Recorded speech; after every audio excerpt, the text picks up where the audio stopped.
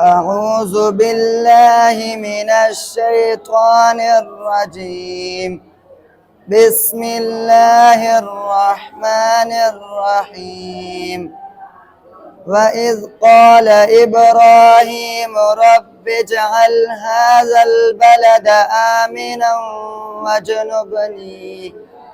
واجنبني وبني أن نعبد الأصنام.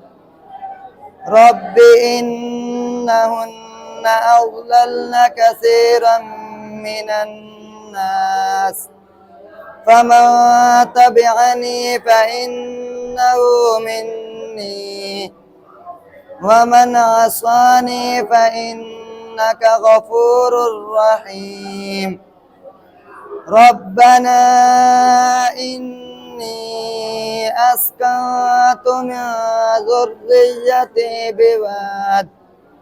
بواد غير ذي زرع عند بيتك المحرم ربنا ليقيموا الصلاة فاجعل أفئدة من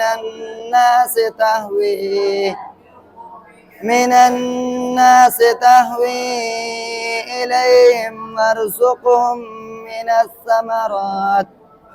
من الثمرات لعلهم يشكرون.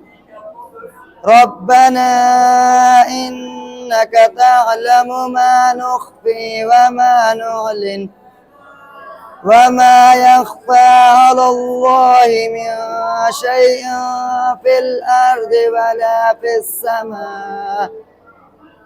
الحمد لله الذي وهب لي على الكبر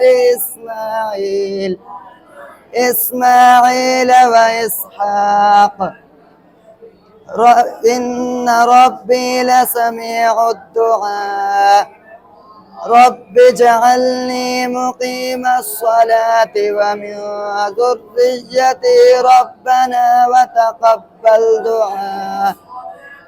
ربنا اغفر لي ولوالدي وللمؤمنين يوم يقوم الحساب. صدق الله العظيم.